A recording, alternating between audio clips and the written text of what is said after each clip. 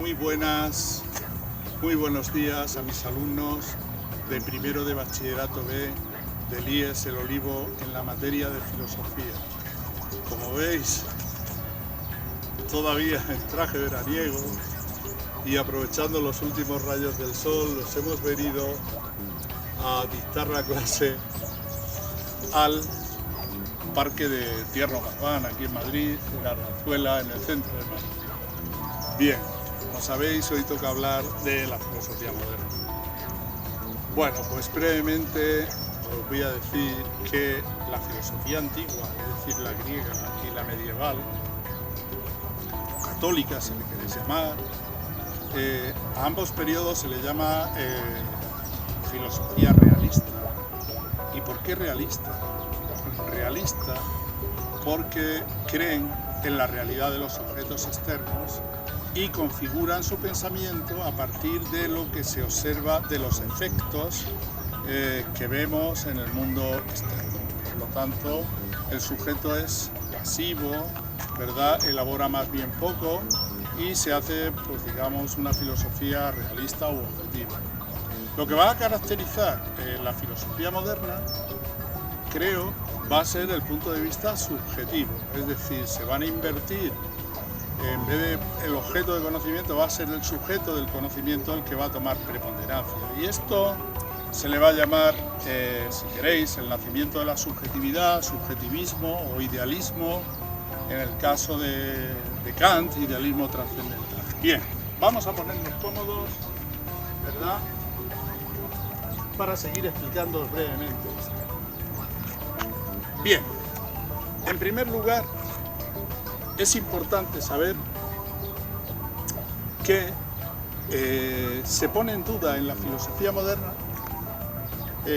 todo lo que no era duda en la filosofía anterior. Es decir, yo no puedo saber o dar constancia de que existe una realidad externa a mí y otras realidades como la existencia de Dios o la existencia de los objetos problemáticos, etcétera, etcétera. Por lo cual, Descartes, que es el primer filósofo, digamos, racionalista, se va a plantear esto en toda su crudeza y va a decir, bueno, pues voy a partir de una duda radical, voy a empezar pensando que no sé nada, ¿verdad? Y que voy a tener que partir de una cosa que es absolutamente indubitable para llegar, ¿verdad?, a, si puedo, a deducir el resto de las cosas, ¿no? Es decir, la existencia del mundo externo, la existencia de Dios,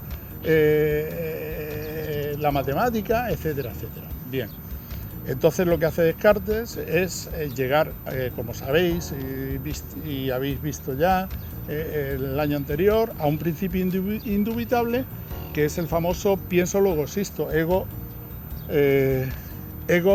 cogito ego ergo sum, es decir, pienso luego existo. ¿Qué significa esto? A ver, ¿qué significa esto? Bueno, pues significa que un ente pensante, como somos nosotros, al menos sabe que piensa, es decir, que tiene dudas, que tiene ideas, que se equivoca, y ya el hecho de poner en duda algo pues significa existir de alguna forma como un ente mental. Por lo tanto, ahí encuentra, digamos, Descartes el punto de partida, ¿vale? Y no vamos ahora aquí a realizar todo el proceso de cómo descubre el resto de la filosofía, sino que de ahí paulatinamente descubre por este orden la existencia de Dios o la deduce, y de la existencia de Dios, la existencia del mundo externo, las matemáticas, etc.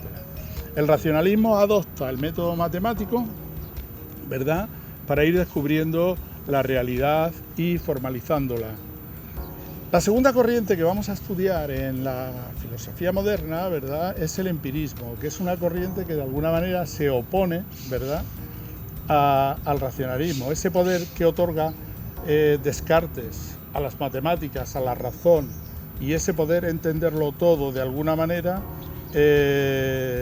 va a ser coartado en la filosofía empirista de John Locke, David Hume y George Berkeley, en el sentido de que debemos, dicen ellos, atenernos a la experiencia, es decir, a los sentidos, a lo que nos entra tanto sentidos internos como externos, y de ahí, bueno, por medio de la actividad de la mente, elaborar los conceptos abstractos, si es posible la ciencia, pero todo debe partir desde el punto de vista de la experiencia. La razón no puede sobrevolar ese punto de vista de la experiencia, ¿vale? O de los sentidos, o de las sensaciones, o percepciones.